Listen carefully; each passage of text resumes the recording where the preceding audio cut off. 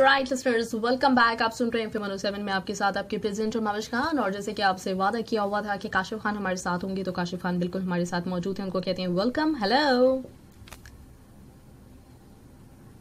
Hello जी, अस्सलाम वालेकुम। वालेकुम अस्सलाम सर, कैसे हैं आप? जी अल्हम्दुलिल्लाह। आप बताइए, आप और आपके जो लिसनर्स हैं वो कैसे हैं? अल्हम्दुलिल्लाह हम लोग बिल्कुल ठीक। और सर आपका बहुत बहुत बहुत शुक्रिया मैं अदा करना चाहूँगी कि आपने हमें टाइम दिया।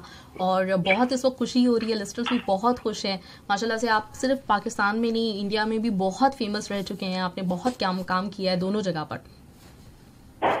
बस ये तो देखिए नसीब की बात होती है। जब रिस्क जो है इंसान का किसी भी दुनिया के खत्ते में लिख दिया जाए तो फिर अल्लाह ताला असबाब बना देते हैं। अब जैसे आप देख लें, आप कहाँ हैं, हम कहाँ हैं, और लिसनर्स जो आपके हैं वो पता नहीं कौन कौन सी कंट्रीज से होंगे। तो सब एक ही प्लेटफॉर्म पर जमा होकर हम सब इंटरेक्शन कर रहे हैं। तो ये भी अल्लाह का खास करम है और जदीद टेक्नोलॉजी को हमें दुआ देनी है। वरना एक जमाना था कि नॉर्मल कॉल करने के लिए भी वेटिंग पे जाना पड़ता था। बिल्कुल ऐसा ही है। और अब इतनी सहूलत हो गई है, आप कॉल कर सकती हैं आराम से, व्हाट्सएप पे मैसेजेस, कॉल्स पे हर वक्त रह सकते हैं। बड़ी ब्लेसिंग है। जी जी बिल्कुल बिल्कुल। वो असल काम तो वाईफाई ने किया है ना, आपको पता है ना? बिल्कुल। वो मैं इसको जो है वो मजाक में वाइफ आई कहता हूँ बेसिकली। सही सर, आपके तो माशाल्लाह से जोक्स इतने मशहूर हैं। और जो सबसे ज्यादा जो अहम जो आपकी मतलब जो एक अलग बिल्कुल यूनिक आपका जो टैलेंट है वो है एक सांस में बोलते रहना और आप रुकते नहीं हैं। जी जी, रुक जाता हूँ अगर कोई रोके तो। बहुत ही कमाल, मतलब ये वाला आपका स्टाइल किसी और पे देखने को नहीं मिला। और जब शुरू में हम देखते थे ना तो बकायदा यूं एकदम से आंखें बिल्कुल बाहर निकल आती थी, एकदम बंदा शौक में आ जाता था कि इतनी देर तक बगैर सांस लिए बोले जा रहे हैं, लफ्ज खत्म नहीं हो रहे, सांस नहीं उखड़ रही। तो इस तरह इसके लिए कितनी प्रैक्टिस की है आपने? असल में बात सिर्फ ये है कि कुछ चीजें होती हैं, अल्लाह ताला बहुत सारे लोगों को बहुत सारी सलाहियतें देते हैं दुनिया में ना। तो हकीकत ये कि उस सलाहियत का इस्तेमाल, और सोने पे सुहागा ये होता है कि अगर उस सलाहियत को इस्तेमाल करके आपके फाइनेंशियल मसाइल भी दूर हो जाएं तो और क्या, इससे अच्छी बात तो हो ही नहीं सकती। बिल्कुल सही बात है। तो सर माशाल्लाह कुछ लोग जो है वो मैंने कहा कुछ लोग आइडियाज सेल करते हैं, कुछ लोग जो है वो वोकल सेल करते हैं, कुछ लोग स्किल्स सेल करते हैं। तो ये अल्लाह ताला ने सबको सलाहियतें दी हुई हैं, जिसका जो बिक जाए वही अच्छा है। बेशक है, सही है। बिल्कुल सही बात। अच्छा, किस तरह से आगाज हुआ था? सॉरी, दोबारा कहिए ना। नहीं आप बताएं, आप कह रहे थे कुछ। नहीं, मैंने कहा आजकल कोरोना का दौरा है ना, तो हम दुआ करते हैं कि और कुछ ना बिके। इंशाल्लाह जो कुछ हो अच्छा ही हो, पॉजिटिव रहे। और बस पॉजिटिव टेस्ट जो रिपोर्ट है कोरोना की वो ना है, बाकी सब पॉजिटिव रहे इंशाल्लाह। हाँ बिल्कुल बिल्कुल जी जी बिल्कुल, बस दुआ सबके लिए ही है इंशाल्लाह। बिल्कुल। सर मैं ये पूछना चाह रही थी कि माशाल्लाह से इतना अरसा आपको हो गया है काम करते हुए, कॉमेडी में भी, इसके अलावा आपने मूवीज भी की हैं, ड्रामा भी किया, और लेकिन ज्यादा जो आपकी पहचान है वो कॉमेडी है। तो इसका आगाज किस तरह से हुआ था? अच्छा देखिए, आगाज के मामला तो ये है कि कहीं ना कहीं कोई ना कोई रास्ता बनता है इंसान का अपनी जिंदगी में ना, जो उसका स्टार्ट होता है। तो हमारा सिलसिला ये था कि वही जैसे होता है ना, बचपन का दौर होता है इंसान का, और फ्रेंड सर्कल में आप लोग होते हैं। तो बात यही थी कि जो हम लोगों को यही सबक देते हैं आजकल कि इनफरादियत लेकर आए अपने काम में, मुनफरिद नजर आने के लिए कुछ मेहनत करें। तो हमें भी शौक था इनफरादियत का, थोड़ा अलग दिखना है। तो उस जमाने में ये होता था कि जैसे बैतबाजी होती थी, और आप को पता होगा कि एक नौजवानों में या बच्चों में थोड़ा सा, जो थोड़े से बड़े बच्चे होते हैं उनमें जब दोस्त जमा होते थे या कजिन जमा होते थे, तो बैतबाजी के अलावा ये जो गानों का मुकाबला होता है ना, जिसमें आखिरी लफ्ज से कुछ गाना होता है, बिल्कुल बिल्कुल, तो उस तरह का। और अब क्या होता है कि कुछ लोग बहुत सारी चीजों में एक्सपर्ट्स होते थे। अच्छा, मेरा मसला ये था कि मैं बहुत ज्यादा फिजिकल गेम्स में इतना मेरा रुझान नहीं था, पढ़ाकू टाइप था ना मैं। अच्छा सही। तो हम क्या करते थे कि जब बैतबाजी होती थी तो उसमें भी अल्हम्दुलिल्लाह हमें कोई 200-400 अशार याद होते थे उस जमाने में। कमाल। जब गानों वानों का होता था तो उसमें भी बड़ा, क्योंकि असल गेम जो था वो याददाश्त का था। मुझे लगता है ऐसा कि अगर आपका मुतालिया अच्छा हो और आपकी ऑब्जर्वेशन मजबूत हो अगर, तो आपकी याददाश्त जो है उसमें बड़ा रोल प्ले करती है। और इस तरह की चीजें नहीं थी। वो जमाना था जब डायरी में नंबर लिखे जाते थे, तो वो जो पॉकेट डायरी होती थी मेरे पास, उसके सारे नंबर जो थे वो मुझे वैसे ही जबानी याद होते थे। वाह, जबरदस्त। तो फिर वो phone book, digital phone book आई, फिर उसके बाद फिर और डिजिटल हुआ जमाना, फिर टेलीफोन आ गया। हमारी आधी मेमोरी जो है वो टेलीफोन ने ले ली अपने अंदर। तो फिर खाली जहन जो है वो तो शैतान की आमाजगा होता है ना। बिल्कुल। यही वजह है कि लोग आजकल जो है वो गैर निसाबी सरगर्मी में ज्यादा मुलविस होते हैं। बिल्कुल ऐसा ही है। तो सर, मेमोरी यानी जो असल जो फैक्टर है वो आपकी लाइफ में जिसने बहुत अहम किरदार अदा किया वो है आपकी मेमोरी, जिसका अंदाजा होता भी है, इतना अल्फाज का माशाल्लाह आपके पास खजाना है। तो बचपन में काशिफ खान को ये पता था कि उन्होंने किस फील्ड को इख्तियार करना है, या बचपन में कुछ और? क्योंकि मेमोरी इतनी शार्प है तो आप तो कोई भी प्रोफेशन जो है वो कर सकते थे अडॉप्ट। बिल्कुल सही। उस वक्त तो कोई ऐसा था ना कि टारगेट तो वही होता है कि भाई डॉक्टर बनना है, इंजीनियर बनना है, या पायलट बनने का बड़ा रुझान होता था उस जमाने में। और वो लतीफा हम पर ही लोग डाल देते हैं कि जैसे वो हमने कहा हम पायलट बनेंगे बड़े होके, तो किसी ने कहा भाई हमें कैसे पता चलेगा कि हमारा बेटा ये वाला जहाज उतारा। हमने कहा पहला बम घर पे ही मारेंगे। सही सही सही। आज मुझे लग रहा है मेरे ना पेट में आखिर में दर्द हो जाएगा हंस हंस के। नहीं, खून बढ़ेगा, लेकिन मेरे हिसाब से पॉजिटिव थिंकिंग होनी चाहिए। हाँ, बिल्कुल।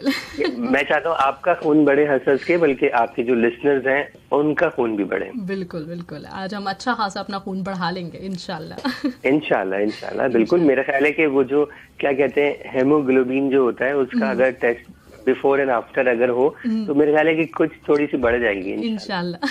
इंशाल्लाह।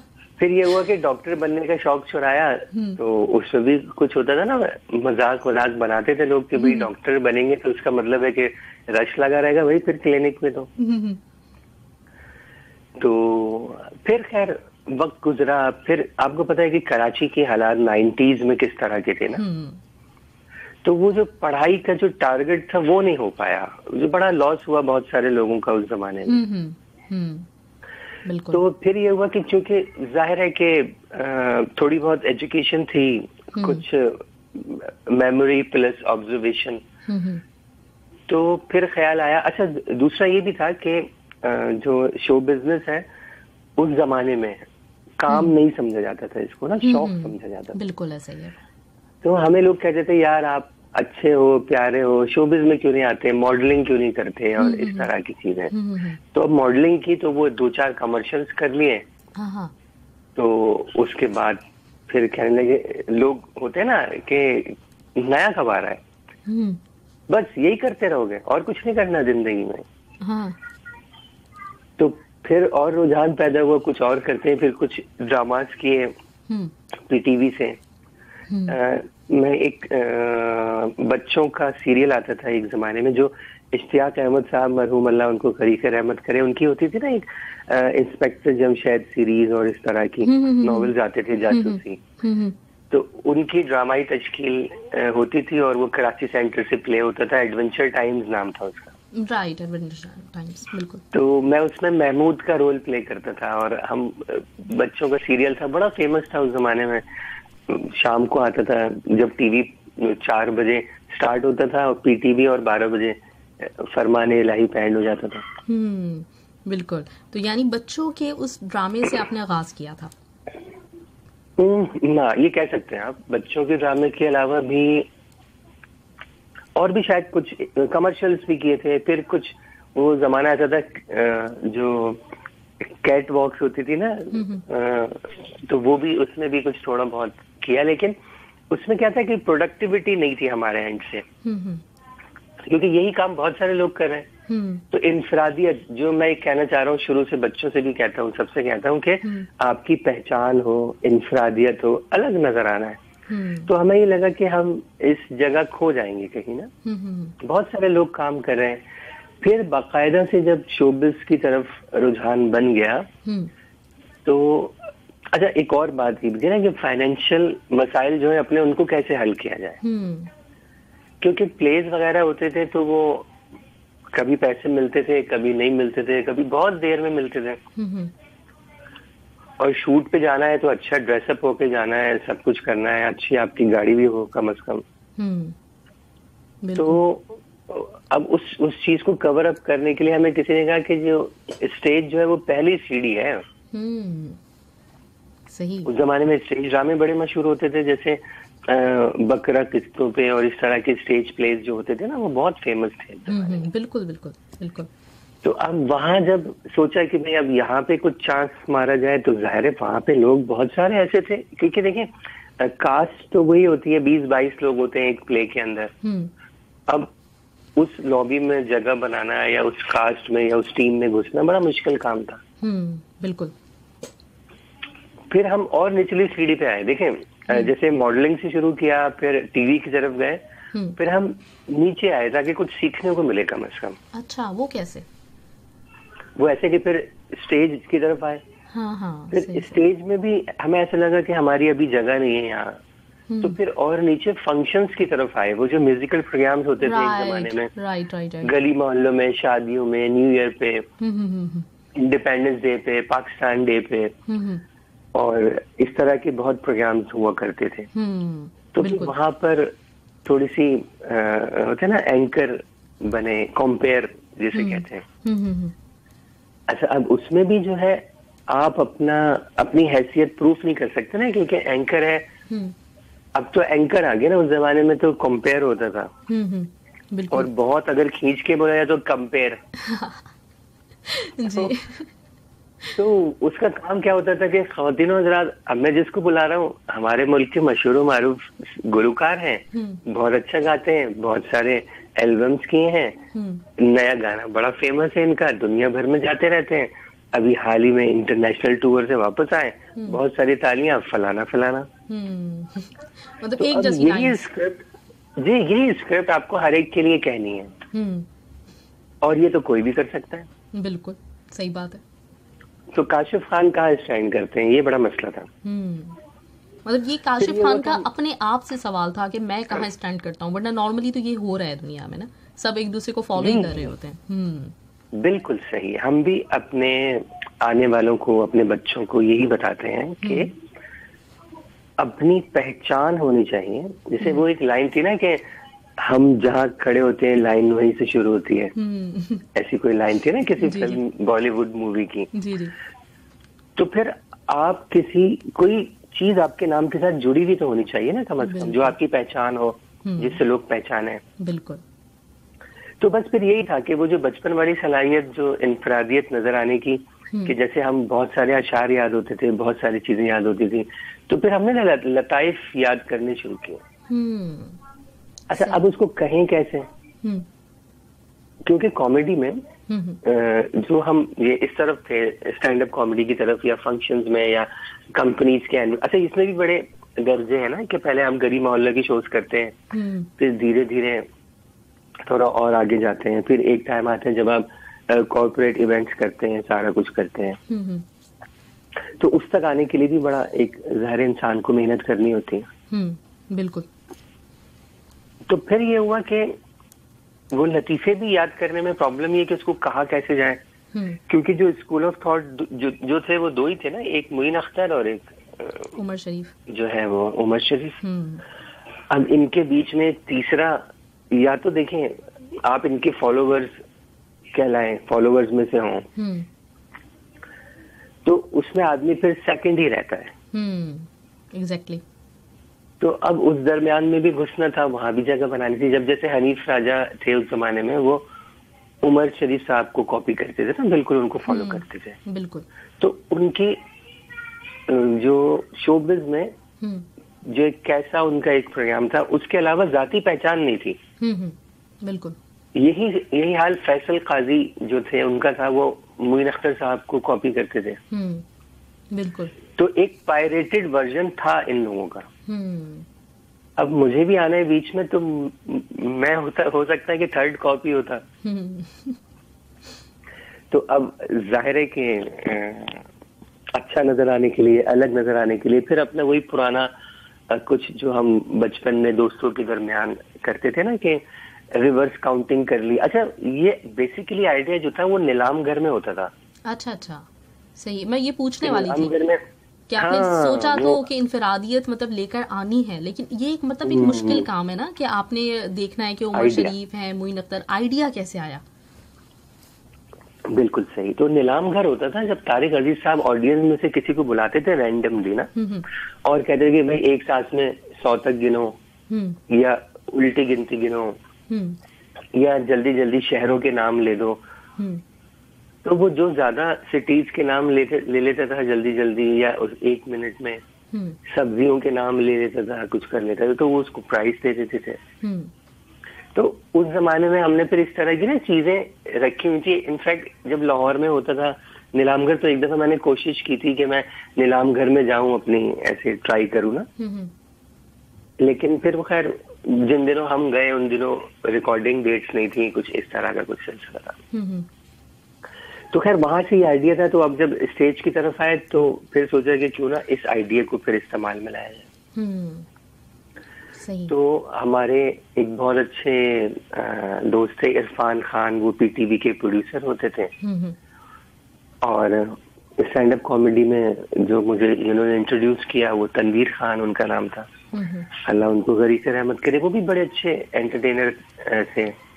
तो फिर हम सब लोगों ने मिलकर उन सब चीजों को एक हतमी शक्ल दी। जैसे कराची के हालात खराब, तो पुलिस वाले जगह जगह होते थे नाके लगाए हुए। तो एक दफा हम ऐसे ही कहीं जा रहे थे, तो हमें किसी पुलिसमैन ने रोकते ही पूछा किधर से आ रहे हो। तो जो मेरे बराबर में बैठे बैठे इरफान खान, उन्होंने मुझे ऐसे कोनी मारी, बोला चलो भाई शुरू हो जाओ। तो मैंने कहा जी मैं बंसोड़ जामा पिलाना 72 माइज गुरु मंदिर परेल पड़ा लस मेरे गुलीवार petrol pump 6 number 7 number board office KD area सतीशन नागो यूपी डिस्को मोड सुरजानी नहीं कराची नहीं बाजी से। तो वो परेशान हो गए, बोले भाई क्या हो गया। उन्होंने जाने दिया होगा, उन्होंने कहा होगा अपनी सुनना जाओ। वो फिर ज़ाहिर वो उनको लगा कि नहीं भाई कुछ है, तो फिर ज़ाहिर सब लोग थे, तो वो एक आइडिया बन गया।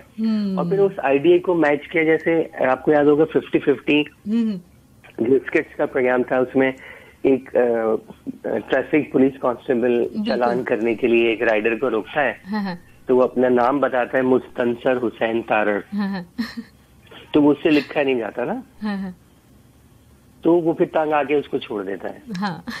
तो फिर इन सब चीजों को इसी तरह एक प्रोग्राम था, स्किट्स का प्रोग्राम था, कट कटा के उसका नाम था, कट कटा के पीटीवी का।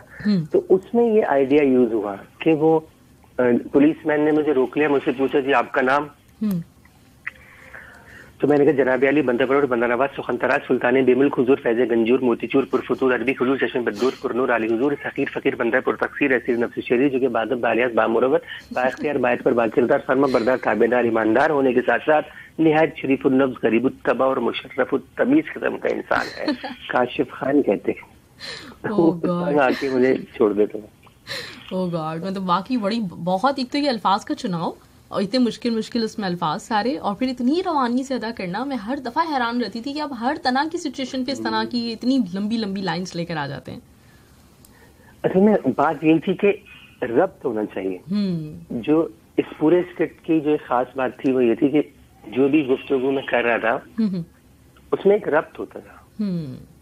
बिल्कुल। जैसे उसने कहा जी आप क्या करते हो, तो मैंने कहा हम है वो मुल्कगीर नगमगीर सैर खैसरत अंगेज दहशतनाक खौफनाक गमनाक नमनाक अंदोनाक शख्सियत जो कि बंदे बशर नूर नजर बेबालों पर गौर फिगर बेजरर बेसबर बेशरम बेहिसाब लाजवाब और पुर शबाब की समात को मुगन्निय की नगमा सराई और साजो आवाज के हसीन संगम से हम आहंग करते हैं। वाह कमाल, जबरदस्त, बहुत आला, कमाल है भैया। तो हाँ, ये लाइनें काफी अरसे के बाद आपने याद दिलाई है मुझे दोबारा, सीरियसली, और काफी अरसे के बाद आज आपने अदा की है, और उतनी ही रवानी से उतनी ही मतलब परफेक्शन के साथ, माशाल्लाह, ग्रेट, जबरदस्त। यही खास है ना, देखें जो हम नॉर्मली देखते हैं रिकॉर्डेड लाइंस जो होती हैं वो जो बेहतरीन टेक होती है उसी को ऑनियर किया जाता है ना, उसी को रखा जाता है, उसी को प्रेजेंट किया जाता है। लेकिन लाइव में जो है वो परफेक्शन आनी चाहिए आपकी बात में। एग्जैक्टली जिसको कहते हैं ना वन टेक ओके वाला। बिल्कुल। वरना आपको पता है लाइव शोज में जहाँ तालियां मिलती हैं वहीं तालियां भी मिलती हैं। राइट अच्छा, आपने जैसे बताया कि आपको देख के लोग कहते थे, और माशाल्लाह आपकी पर्सनालिटी बहुत अच्छी है, और मॉडलिंग की आपको कहते थे कि तुम मॉडलिंग क्यों नहीं करते, तो ये मतलब लोगों ने कहा तो, लेकिन ये चांसेस कैसे मिले आपको कि जैसे मॉडलिंग का सोचा तो उस वक्त मॉडलिंग के लिए, कमर्शियल्स के लिए ऑफर कैसे आई, इसी तरह पीटीवी पे ऑफर कैसे आई, कैसे रास्ता बना ये इतना आसान नहीं था ये, है ना? हाँ, ये जो बात हो रही है ना अभी हम कर रहे हैं कि मॉडलिंग कर ली तो लोगों ने कहा ये क्या करो, वो कर लिया। ये तो एक कहते हैं ना दर्दनाक और हैरतनाक और अंदरनाक स्टोरी यही है। हाँ, वही तो स्टोरी सुननी है। देखिए अब इसके लिए तो फिर 1 घंटा काफी नहीं है ना, अब ये तो लाइव स्टोरी है तो इसमें 1 घंटा कहाँ पता चलेगा। लेकिन होता ये है कि जैसे मॉडलिंग का जिक्र आया तो वो कहते हैं ना शक्कर खोरे को शक्कर मिली जाती है। बिल्कुल। या जैसी नियत वैसे फरिश्ते, ये मिसाल देते हैं ना लोग, उर्दू की मिसाल है। बिल्कुल बिल्कुल। तो जब हमने इरादा बनाया तो अल्लाह ताला ने रास्ते बनाए, थोड़े कठिन थे उस जमाने में, जाहिर है कि कम्युनिकेशन इतनी आसान नहीं थी। अब जैसे कि मैं आपको एक वाकया ये बताता हूँ कि हमने क्या किया कि जब मॉडलिंग करनी है तो पहले तो देखा कि शहर में कहाँ कहाँ कौन कौन से लोग हैं जो ये काम करवाते हैं। पता ही लगा कि कुछ एड एजेंसीज हैं जहाँ पर इस तरह के जो है वो एड्स वगैरह बनते हैं और ऑडिशंस होते हैं उनके प्रॉपर और सारा कुछ। तो फिर क्या करते थे हम, टारगेट करते थे कि आज इन एजेंसीज में जाना है। जो तारिक रोड का एरिया है वो एक दफा में तारिक रोड के आसपास जो उनको कवर करना है, एक दफा में क्लिफ्टन वाले एरिया को कवर करना है, एक वक्त गुलशन इकबाल में कवर करना है जाके। तो वहां पर अपनी प्रोफाइल देते थे, जैसे अच्छी सी पिक्चर्स बनवा ली, वो जो पोर्टफोलियोज वगैरह बनते थे ना इस जमाने में, अब तो आसान है, आपने वीडियो बनाई और भेज दी, ऑडिशन भेज दिया। तो वो जाकर वहां देते थे। फिर कहीं जाके पता चलता था कि आपकी एज ग्रुप का या आपके लुक का कोई कमर्शियल है जिसमें आप फिट होते हैं, तो वो फिर उसके ऑडिशंस होते थे, वहां कॉल होती थी, फिर जाते थे। फिर कहीं अब तो उसमें खुश लिबासी, खुश इखलाकी और खुश शक्ल होना, ये तीनों चीजें बड़ी हेल्पफुल हुई। सही। और दूसरी बात के क्लैरिटी, लबो लहजा जो था, अब जैसे इंडिया भी जब हम गए परफॉर्मेंस के लिए तो हजारों लोगों के ऑडिशंस हुए थे। पाकिस्तान से भी बहुत सारे लोग गए, यानी पाकिस्तान में चाहे वो लाहौर से ताल्लुक रखने वाले हों या पिंडी इस्लामाबाद के हों या कराची के जो कॉमेडियंस थे, सभी गए तकरीबन। बिल्कुल, मैं उस तरफ भी आना चाह रही थी कि फिर हम बात इस तरफ भी करेंगे कि इंडिया का सिलसिला ये भी मतलब ऑडिशन से हुआ था या आपको खुद से पिक किया गया था? नहीं, ऑडिशन से हुआ था। ग्रेट।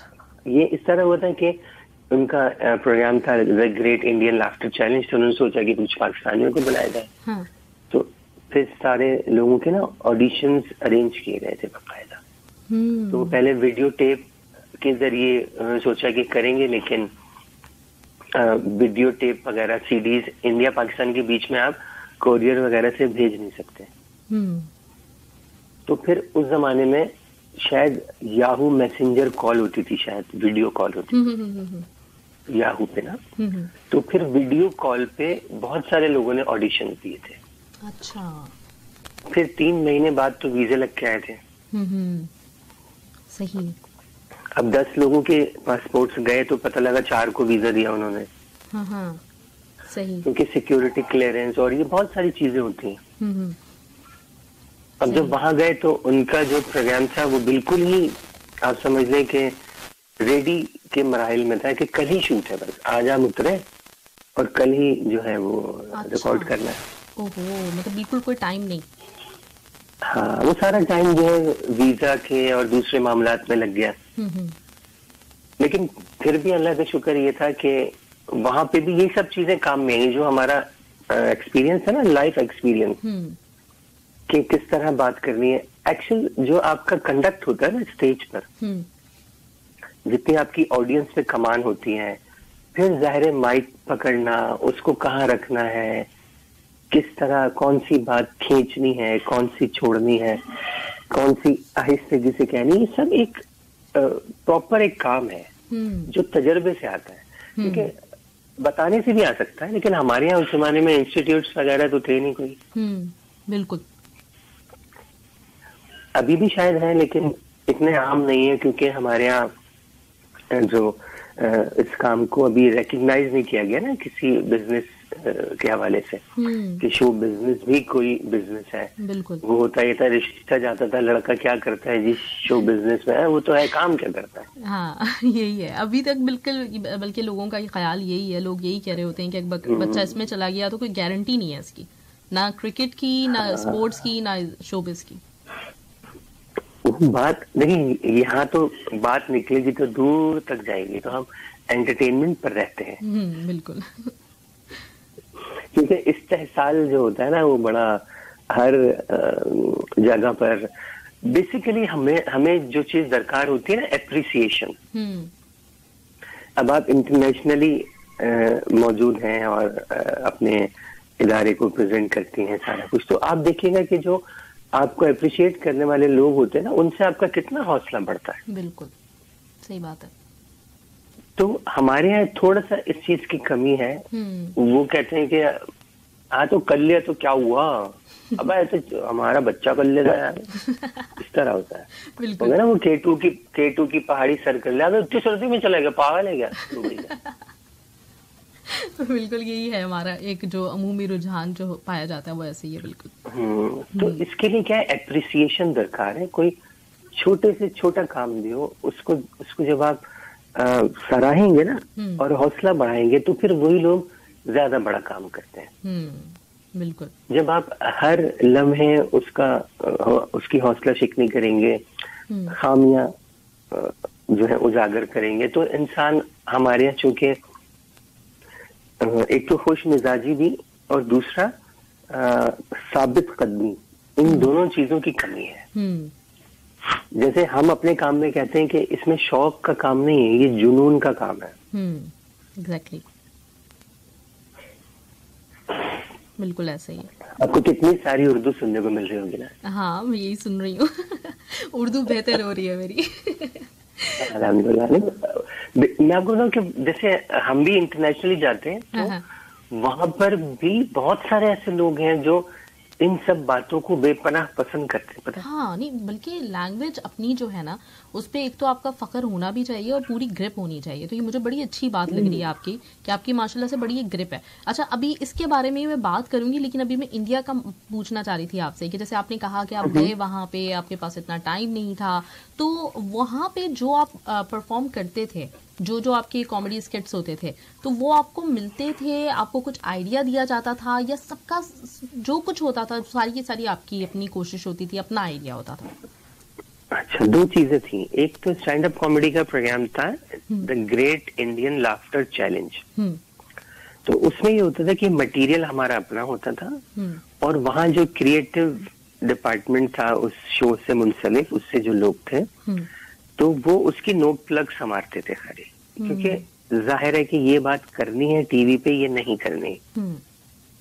सही। दर हकीकत हमारे सारे कॉमेडियंस को इसी सेंसरशिप की जरूरत है, कि उनको जिस दिन ये बात समझ में आ गई कि क्या बात नेशनल टीवी पे करनी है, क्या नहीं करनी, क्या बात पब्लिक में करनी है, क्या नहीं करनी, तो हमारी कॉमेडी पुरानी वाली नहज पर दोबारा आ जाएगी। बिल्कुल बिल्कुल सही बात है। तो वहां पर ये होता था कि वो भी नो प्लग संवारते थे, जो उनके ज़ाहिर वहां का कल्चर थोड़ा सा अलग था, तो उनके कल्चर के हिसाब से भी कोई गलत ना हो, हमारे कल्चर के हिसाब से भी ना हो, क्योंकि वहां तो आपको पता है कि 2 मिनट में हालात खराब हो जाते हैं। तो इसलिए फिर वहां तो ये था। फिर जब हम कॉमेडी सर्कस में गए, जिसमें एक एंटरटेनर था यानी एक कॉमेडियन था और एक एक्टर था। उन दोनों ने मिलकर कॉमेडी करनी थी, यानी हमने एक दूसरे को सिखाना था। जैसे मैं एज ए मेंटोर था उसके अंदर, और मेरे साथ जो एक्टर थे उनको मुझे अपने साथ मिलाकर कॉमेडी स्किट्स करने थे। सही, यानी तो जो असल काम था वो आपका था, आपके कंधों पे जिम्मेदारी थी। बिल्कुल बिल्कुल, वो उसका आइडिया यही था प्रोग्राम का, जो कॉमेडी सर्कस था उसका आइडिया ये था कि एक एंटरटेनर यानी एक कॉमेडियन और एक एक्टर, सीरियस एक्टर, उन दोनों ने मिलकर या तो उनका रंग हम पे चढ़ जाए या हमारा रंग उन पे आ जाए। तो उसमें ये था कि उसका एक आइडिया होता था बाकायदा, जो हमें थीम, किसी एपिसोड का थीम होता था कोई, तो उसमें फिर कुछ आइडियाज होते थे कि भाई इन इन खुतूत पे काम करना है। तो वहां पर हमें कोई भी एक हम आइडिया ले लेते थे, उस पे काम करते थे। कहीं हमारा कंटेंट ज्यादा होता था, कहीं उनका ज्यादा होता था, लेकिन वो एक मिलजुल के काम होता था कि एक परफॉर्मर तैयार हो गया। कभी कुछ कहीं ऐसा होता था कि बहुत सादी लाइंस होती थी, अब उसमें कॉमेडी लेकर आनी है, तो उन्हीं लाइंस को मद्देनजर रखते हुए उनको थोड़ा फनी बनाना होता था लाइंस को। तो हमारी हद तक जो था जिम्मेदारी तो थी ही कि भाई हमें अपनी इज्जत बरकरार रखनी है और हम अपनी कंट्री को रिप्रेजेंट कर रहे हैं और ये कंपटीशन है। बिल्कुल।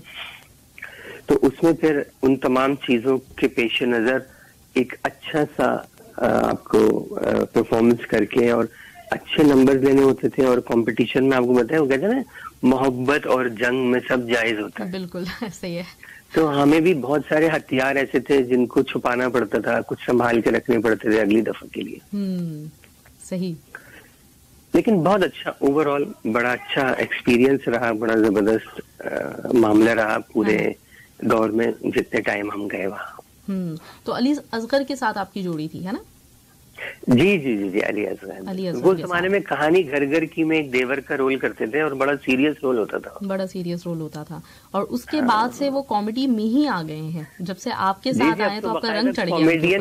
कॉमेडियन है अब तो। जी जी, कॉमेडियन कहलाते हैं। हाँ बिल्कुल, कॉमेडियन कहलाते हैं। तो ग्रेट, जबरदस्त। मतलब इसमें आपकी बहुत एफर्ट भी होंगी और बड़ा सीखा होगा। तो अभी भी आपकी अली असगर से बातचीत होती रहती है? जी जी बिल्कुल बिल्कुल। वो तो असल में हमारा उनका एक अलग ही रिश्ता है। मैं आपको बताता हूँ कि जो एक तो ये होता है कि एक आर्टिस्ट का दूसरा आर्टिस्ट के साथ, लेकिन उस शख्स के अंदर जो खास बात है, जो बहुत सारे लोगों में होनी चाहिए, कि उसने अपना माजी नहीं भूला कभी ना, और वो लम्हा याद रहता है। कभी अचानक से फोन आ जाएगा, अरे बस दिल चाह रहा था, वो याद करते हैं टाइम, यार ऐसा कैसे किया था, ये किया था, वो किया था। तो एक बड़ा अलग टाइम था। बहुत जबरदस्त कोऑर्डिनेशन हो गई थी, बहुत अच्छी टाइमिंग। अभी कुछ रोज पेशतर भी हम इन्हीं बातों को देख रहे थे, कुछ पुराने स्किट्स देख रहे थे, वो आज भी ऐसा लगता है कि आज के दौर के हैं। बिल्कुल। तो ये सिलसिला माशाल्लाह से आपका रहा। आपने उस कंपटीशन में पहले बकायदा ऑडिशन दिया, ऑडिशन देके आप कामयाब हो गए, इतने हजारों लोगों में माशाल्लाह से गए, फिर वहां पे जाके आपने वो कंपटीशन विन भी कर लिया। अच्छा नहीं, ये दो बातें हैं। पहला ये था, पहला जो ऑडिशन था वो था the great Indian laughter challenge के लिए।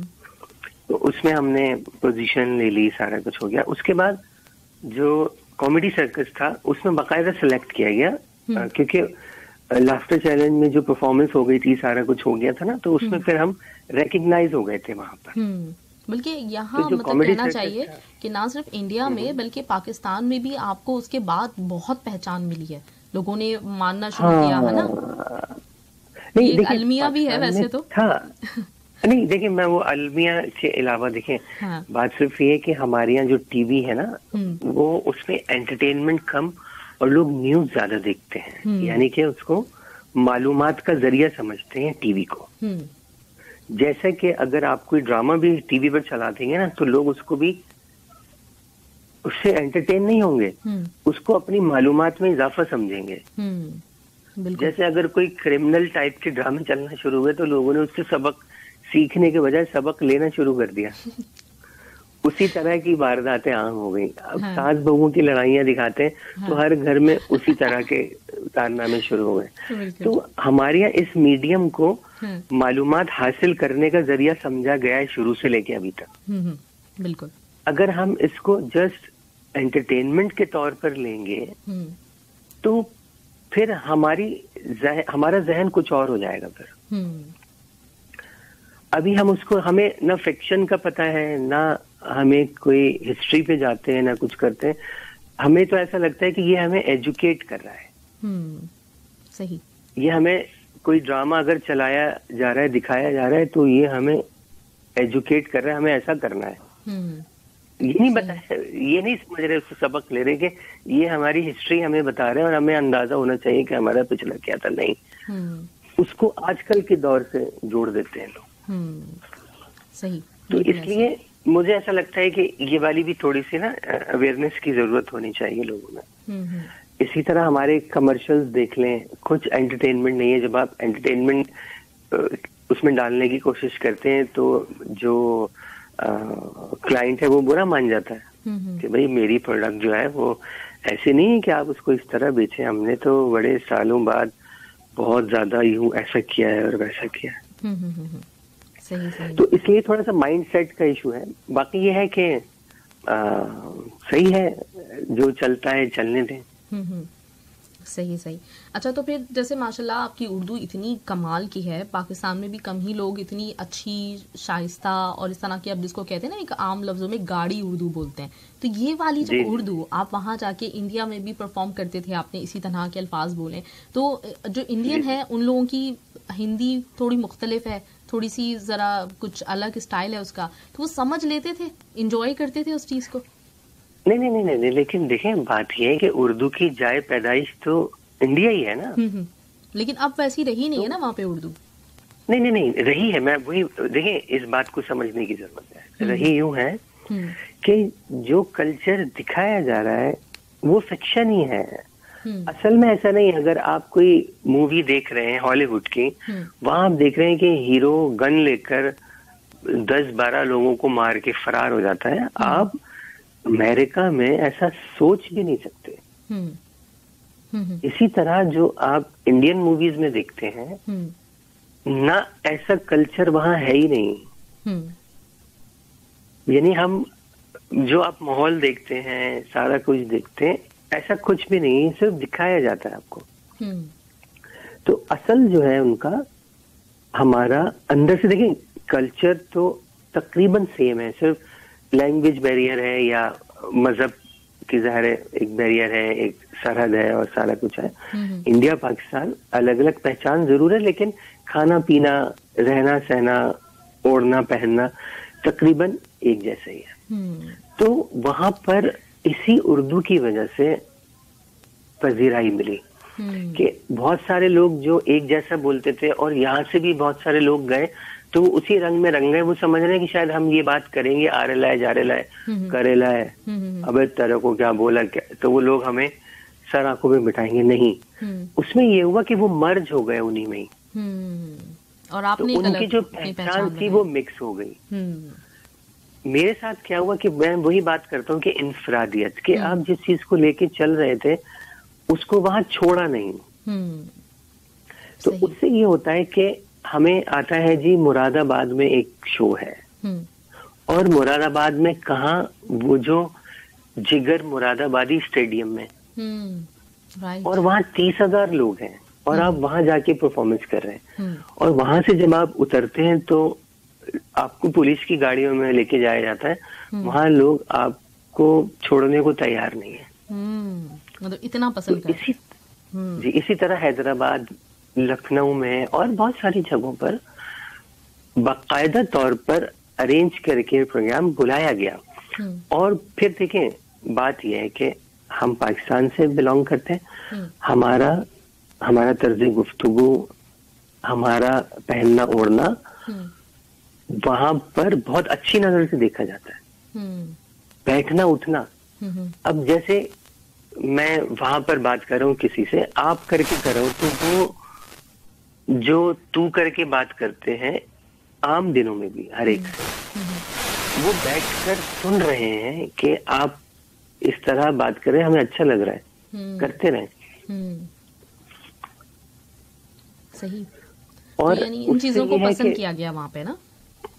बिल्कुल बिल्कुल। जैसे हम अमेरिका वगैरह जाते हैं और सारे लाइव शोज करने के लिए तो पता नहीं कहाँ कहाँ जाना पड़ता है, वहां पर भी उसी उर्दू की बेस पर कि जो तर्ज गुफ्तगू है, ज़ाहिर बाकायदा तौर पर जो उर्दू को पसंद करते हैं, उर्दू सोसाइटीज बनी हुई हैं दुनिया भर में, वो लोग अपने एनुअल फंक्शंस में इधर उधर वहाँ इनवाइट करते हैं। और जाहिर है कि जब आप इंटरनेशनली आपका कंटेंट जो है वो फेम हो जाता है, तो फिर लोग बुलाते हैं अपनी तकरीबात में। बिल्कुल। अब जैसे कभी ऐसा होता है कि बहुत सारे मिजाहिया शोराए कराम होते हैं और मैं होता हूँ उसमें, कि जैसे पहले उन्होंने अपना कलाम पेश कर लिया और आखिर में हमने अपनी स्टैंड अप कॉमेडी की वहां पर। तो ये बड़ा मुश्किल काम होता है कि उसी चीज को मैच करना। बिल्कुल सही बात है। अब तीन शोराए कराम हैं, बहुत जय्यद शोराए कराम, जिन्होंने बड़ी बड़ी किताबों के मुसन्निफ हैं, बड़े उनके मजमूए हैं, और वो परफॉर्मेंस कर रहे हों और फिर उनके बाद आप आ जाएं तो आपकी तरफ से कोई फक्कड़पन का मुजाहरा नहीं होना है उसके बाद। बिल्कुल सही आपको उसी लबो लहजे को, उसी अंदाज को, उसी चीज को बरकरार रखते हुए अपनी जिम्मेदारी निभानी है। बिल्कुल सही बात है। तो बिल्कुल ये कॉमेडी में तो एक बड़ा मुश्किल काम है, क्योंकि हमारे यहाँ भी, और कॉमेडी को अगर मुझे मतलब कॉमेडी वो वाली ही अच्छी लगती है जो साफ सुथरी तरीके की हो, बहुत मतलब जो पढ़े लिखे लोग हैं इसी तरह की कॉमेडी को पसंद करते हैं।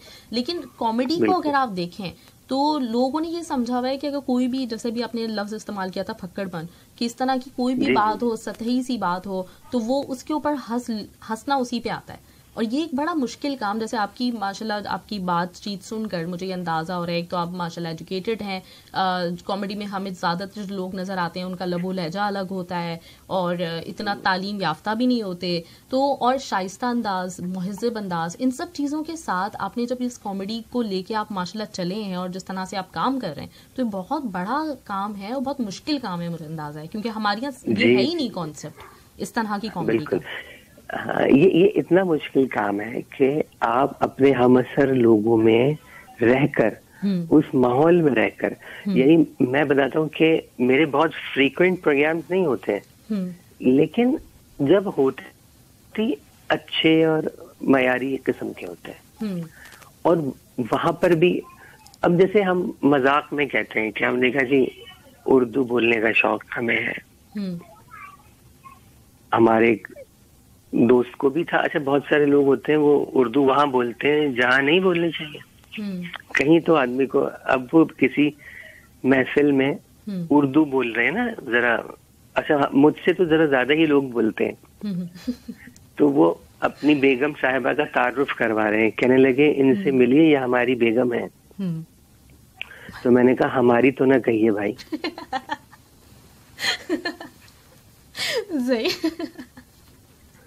बेगम से इजहार मोहब्बत कर रहे थे उर्दू में, कहने लगे बेगम आपसे मिलकर हमें बहुत राहत, फरहत और मुसर्रत हुई है। तो बेगम ने भी फौरन कहा जी मुझे भी फरहान, नोमान और रेहान हुए। Oh God. बाकी बहुत मुश्किल काम है, मतलब आपको इस तमीज के दायरे के अंदर जोक्स बनाना एक बड़ा मुश्किल काम है। तो मुझे बताएं कि कभी ख्याल आया इस चीज का कि जो दुनिया कर रही है मैं भी वैसे ही कर लूं, मैं क्यों इतना मतलब मगज मार रहा हूँ, मैं क्यों इतनी मेहनत कर रहा हूँ? नहीं, ऐसा आया नहीं कभी, क्योंकि बात वही है, फिर आ जाती है कि वही जुनून का काम है ना, और इंफरादियत वो रखनी है बरकरार, इन दोनों। हाँ, अब वो कहते हैं ना कि खून पसीने की मिलेगी तो खाएंगे, वरना यारो हम भूखे ही सो जाएंगे। तो ये आदत हो गई है कि अब हर रोज उठते हैं सोचते हैं आज कोई जुमला होना चाहिए, तो वो फिर उसको बाकायदा तौर पर तरतीब देते हैं कि भाई आज का जुमला है। सही। अच्छा बताएं, आप जब बचपन में आप मतलब टीवी देखते थे, कॉमेडियंस को देखते थे, तो बचपन में तो जैसे ये कॉमेडी का तो आपको नहीं था, ये तो आपने आहिस्ता आहिस्ता समझा कि मुझे इस फील्ड को इख्तियार करना चाहिए, लेकिन उस वक्त इंस्पिरेशन आपको कौन लगती है? आप किस मतलब स्कूल ऑफ थॉट को फॉलो करते हैं कॉमेडी में? मैं बताता हूँ आपको, लहरी साहब। लहरी साहब, राइट, बिल्कुल। हाँ, वो अपनी, अच्छा मैंने उनको देखा नहीं था क्योंकि फिल्में देखने का रुझान तो था नहीं इतना। और फिर जब हमारा लड़कपन खत्म हुआ, जब हम सिनेमा हॉल की इजाजत हमें मिलती, उस जमाने में लहरी साहब जो थे वो बीमार हो चुके थे, तो मैंने उनको देखा नहीं है। लेकिन जब मैं ये काम करने लगा तो लोग मुझे मिलाने लगे कि तुम्हारा अंदाज बिल्कुल उनके जैसा है। बिल्कुल। फिर मैंने उनको देखा बकायदा, तो फिर पता चला, फिर कुछ थोड़ा वक्त भी मिला, उनसे मुलाकात भी हुई, थोड़ी खिदमत करने का भी मौका मिला। माशाल्लाह। तो लोग जो हैं फिर मिलाने लग गए थे कि आप जुमले को इस तरह तोड़ते हैं, मरोड़ते हैं, या कहीं रुक कर कोई बात कह रहे हैं। जैसे मैंने आपको बताया ना कि स्टेज पर अच्छी परफॉर्मेंस हो तो तालियां मिलती हैं, और अच्छी ना हो तो भी तालियां मिलती हैं। सही। अच्छा लहरी साहब आपने जैसे कहा ना, तो मेरे जहन में आ भी यही रहा था कि आपको लहरी साहब पसंद, क्योंकि उनके अक्सर जैसे वो टीवी पे, अब मैं अक्सर देखती रहती हूँ जो पुराने प्रोग्राम्स होते हैं, जो हमारे सिल्वर जुबली और इस तरह के जो आते थे, तो उसमें वो बात कहे जाते हैं, और जो वहाँ पे माशाल्लाह इतने अच्छे पढ़े लिखे लोग और जो होस्ट भी बैठा होता है जिसको कमाल होता है उस काम पे, उसको भी थोड़ा मतलब सेकंड्स लगते हैं समझने भी इन्होंने ये जोक किया। बिल्कुल सही, बिल्कुल हाँ, सही। इसी तरह का मामला आपके साथ है। अब इतनी संजीदगी से बातें कर रहे हैं कि एकदम अच्छा ख्याल आता है कि हाँ ओके ये तो जोक हो गया है। हो गया हो गया। वो तो मुझे तो अगले दिन लोग फोन करके पूछ रहे होते हैं, भाई इसका मतलब तो बता दो यार। अब जैसे एक किस्सा मैं आपको बताता हूँ। हमारे एक दोस्त ने हमें इनवाइट कर लिया एक मॉल के फूड कोर्ट में लंच टाइम में। अब आप किसी मॉल के फूड कोर्ट में लंच टाइम पे जाएंगे तो आपको पता है क्या देखने को मिलेगा? कुछ ऐसे जवान लड़के लड़कियां जो कॉलेज के ड्रेस में होंगे, और वो फूड कोर्ट तकरीबन उन्हीं से ही भरा हुआ होगा। तो मैंने उनसे सवाल किया कि भाई ये कौन लोग हैं? उन्होंने कहा ये लव बर्ड्स हैं। अच्छा। मैंने कहा ये लव बर्ड्स कुछ अजीब सा जुमला है, और इसको तो हम ट्रांसलेट भी करेंगे तो कुछ और अजीब सा लगेगा।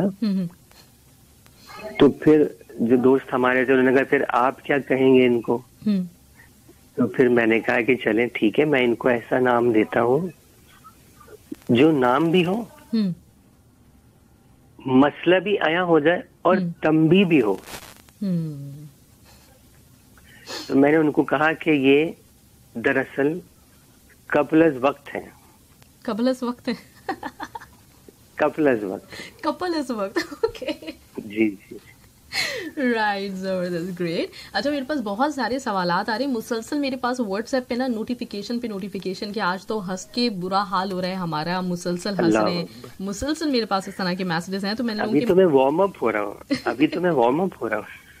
बिल्कुल इंतजार है, बिल्कुल। और सब लोग सुनना भी चाह रहे हैं आपको, हम सुनेंगे जरूर। तो मैं कुछ सवालों की तरफ आ जाती हूँ। और सवाल मेरे पास एक तो अंबर वहीद ने आपसे सवाल किया हुआ था। इन्होंने कहा है, आपसे पूछा है कि अभी भी आपकी मेमोरी उतनी ही शार्प है जितनी बचपन में थी क्या? बचपन वाली तो बहुत ज्यादा शार्प थी। अब चूंकि शार्प ब्रांड भी जो है वो गायब हो गया मार्केट से, तो सोनी वोनी कर लें इसको, सोनी वोनी कर लें। सही। सही, ग्रेट। और अच्छा मेरे पास इस वक्त मौजूद है मैसेज, और इन्होंने आपसे सवाल किया हुआ है। सवाल मेरे पास आ रहे हैं। अच्छा उससे पहले मैं ये पूछ लेती हूँ आपसे, जब तक मैं सवाल देखती हूँ कि किस किसने भेजा हुआ है, क्या सवाल है इनका, कि आपने फिर इंडिया में मूवी में भी काम किया, तो उसका भी एक्सपीरियंस आप हमसे शेयर करें। और पाकिस्तान में भी मूवीज में काम किया है। देखिए बात यह है कि जो इस काम का हमारे रीजन में सबसे बड़ा हब है ना, वो मुंबई है। और वहां पर बहुत जिद्दत आ गई है। बड़े बड़े कॉर्पोरेट जो हैं वो इन हो गए हैं बॉलीवुड इंडस्ट्री में, और वहाँ कई 100 करोड़ रुपए की मूवीज बनती हैं। तो प्रोफेशनलिज्म बहुत है, सारा कुछ है। हमारे यहाँ ये है कि अभी चूंकि इतना पजीराई नहीं है, तो काम भी जुगाड़ पे चल रहा होता है। तो जब तक हमारी फिल्म इंडस्ट्री को इंडस्ट्री का दर्जा नहीं मिलेगा, इसमें लोगों को बाकायदा इनकरेज नहीं किया जाएगा कि वो अपना सरमाया लेकर आए, तब तक हम उस लेवल पर नहीं पहुंच सकते। तो इसलिए उसको कंपेयर करना तो बहुत ही मुश्किल काम है दोनों इंडस्ट्रीज को। बिल्कुल सही बात है। तो वहाँ का एक्सपीरियंस बड़ा मजेदार होता था। फिर ज़ाहिर आप पाकिस्तानी है, वहाँ जितने भी इंडियंस अगर आपको जिंदगी में कभी मिले होंगे ना आपके यहाँ भी उधर, तो सबको आप देखें इतना शौक होगा कि वो आपसे पूछेंगे कि कैसा है पाकिस्तान, कराची कैसा है, लाहौर कैसा है, खाने कैसे है। तो हमें भी पूछा जाता है, तो हम शौक में खाने ले जाते थे यहाँ से, कराची से। अच्छा। बिरयानी लेके जा रहे हैं और नहारी लेके जा रहे हैं, कबाब लेके जा रहे हैं। तो बड़ा लोग मोहब्बत से पेश आए हमेशा से कि ये जितनी भी टेंशन है शायद हुकूमती सतह पर हो और दूसरे मामला में हो, लेकिन अवामी सतह पर तो हमें लगता ही नहीं था। जब हम वहाँ घूम रहे होते थे वही प्यार, वही मोहब्बत, लोग सेल्फियां बना रहे हैं। और एक दफा हम मोहम्मद अली रोड गए रमजान में इफ्तारी करने के लिए, तो बाकायदा तौर पर वहाँ पर यानी पुलिस बुलानी पड़ी और यानी बाकायदा तौर पर हमें वहाँ से निकालना पड़ा। इतना रश हो गया था, क्योंकि नॉर्मली वैसे ही रश होता है वहां पर ना मोहम्मद अली रोड पर मुंबई में। तो उसके बाद जब लोग अपने पसंदीदा लोगों को और खास तौर पर पाकिस्तानी को देखेंगे तो और ज्यादा मोहब्बत से पेश आते हैं। कोई पैसे नहीं लेता था, कोई कुछ नहीं करता है। इस तरह बड़े अच्छे एक्सपीरियंसेस हैं हमारे। जबरदस्त। अच्छा, एक सवाल मेरा और है, उसके बाद फिर मैं अपने लिसनर्स के सवाल की तरफ पहुंचती हूँ कि आपने जैसे बताया माशाल्लाह से मेहनत आपने बहुत की, जाते थे एजेंसीज में और उसके बाद मॉडलिंग भी आपने की, टीवी पे काम किया और फिर आपने नीचे की बात की, मैंने स्टेज किया, फिर उसके बाद फिर मैं फंक्शंस में काम करता था। तो नॉर्मली हमारे यहाँ जिस तरह का माहौल है, जो प्रोडक्शन हाउसेस, जो टीवी, सब जगहों पे, तो माशाल्लाह आपने पहले ऊपर गए, फिर आप नीचे आए, तो फिर जब दोबारा आपको एक्सेस करना हुआ उन्हीं जगहों पे, तो किसी ने आपको ये तो नहीं कहा कि नहीं भाई तुम क्यों, अब तो तुम फंक्शंस में काम करते हो यार, तुमने क्या बेवकूफ़ी कर दी, ये इस तरह का कुछ सुनने को तो नहीं मिला? इसमें मुश्किल हुई थी आपको? अच्छा देखिए, मैं बताता हूँ आपको। होता ये है कि सुनने में या समझने के लिए हम कहते हैं कि स्टेज पहली सीढ़ी है, फिर दूसरी सीढ़ी टीवी है, फिर फिल्म है, सारा कुछ है। लेकिन ये तीनों मीडियम जो है ना, इनके अपने अंदर बहुत गहराई है। जब हम शोज करने लगे ना, तो हमें फिर हमारे जहन में आया ही नहीं कि हमें टीवी पे जाना है। टीवी पर तो फिर ये होता था कि ताल्लुकात निभाने के लिए दोस्तों की फरमाइश पर चले आते थे, चलो काम कर लो। लेकिन फिर वो रुझान खत्म हो गया, वो सोच खत्म हो गई। क्योंकि स्टेज में ये हुआ कि पहले शादियों के फंक्शन जो गली कूचों में होते थे वो करते रहे, फिर उसी में अपग्रेड हो गए। क्योंकि जब आपकी पहचान बन जाती है, इनफरादियत आ जाती है, तो फिर आप एक्सेप्टेबल हो जाते हैं उन जगहों पर जहां पर किसी आम आर्टिस्ट का एक्सेस नहीं होता। जो अच्छे बड़े शोज होते हैं, बड़े स्टार कास्ट होती है जिसमें, तो वहां पर जब आप इन हो जाते हैं तो अच्छा, स्टेज यूं भी जरा अच्छा रहता है कि ये इजी मनी है यहाँ पर। अब अभी हम घर बैठे हैं, हमें फोन आ गया जी आज ही शो है, आ जाए। हमने कहा भाई पैसे कितने? जी इतने पैसे नहीं, इतने दे दीजिएगा। अच्छा कितने बजे पहुंचना है? इतने बजे पहुंचे। कब तक चलेगा? इतने बजे तक चलेगा, ठीक है। तो आपने एक बाकायदा पेमेंट तय की, कभी कभी एडवांस में मिल जाती है। आप गए, अपनी परफॉर्मेंस की, दाद भी समेटी और आपको जो आपका मेहनताना था वो भी मिल गया। आप घर आकर इत्मीनान से सो गए। लेकिन जब ये जो प्रोडक्शन फील्ड है, इसमें ये होता है कि आप गए, आपने अभी काम किया, फिर वो अगर पायलट बनेगा पहले, फिर अप्रूवल आएगी चैनल से, फिर एपिसोड 13 कंप्लीट होंगे, फिर 6-7वें एपिसोड के बाद आपको पहले के पैसे मिलेंगे। तो वहां पर एक इस तरह का रुझान है। तो अक्सर आपने देखा होगा कि बहुत सारी जगहों पर ऐसे भी सुनने को मिलता है कि फलाना प्रोडक्शन हाउस पैसे खा गया, वो खा गया। तो बेसिकली खाता कोई नहीं है, बस ये होता है कि डिले इतना हो जाता है कि आदमी समझता है मेरी मेहनत की रकम डूब गई अब। तो फिर हमने ये किया कि हमने उसी को फील्ड अपना ब्रेड एंड बटर उसी फील्ड को बना लिया। हम्म। तो जब फंक्शंस करते थे, फंक्शंस में अच्छे फंक्शंस करने लगे, फिर जैसे इंडिया चले गए, वहां परफॉर्मेंस की और मशहूर हो गए, तो फिर वही कॉर्पोरेट के लोग जो पहले थोड़े पैसों में बुलाते थे वो ज्यादा में बुलाने लग गए। फिर तादाद कहीं घट गई, कहीं बढ़ गई, थोड़ा मयार बढ़ गया, पैसे बढ़ गए।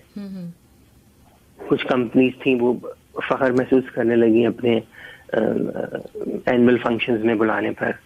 तो ये उसी एरिया में हम फिर काम करने लगे। सही। इवन इंडिया से आने के बाद भी फिल्म वगैरह की, जो कि ये सब ऐसी मोहब्बत में की, दोस्तों की फरमाइश पे कर ली। पैसे मिले मिले, नहीं मिले नहीं मिले, कोई बात नहीं, क्योंकि आपका एक जगह से काम चल रहा है।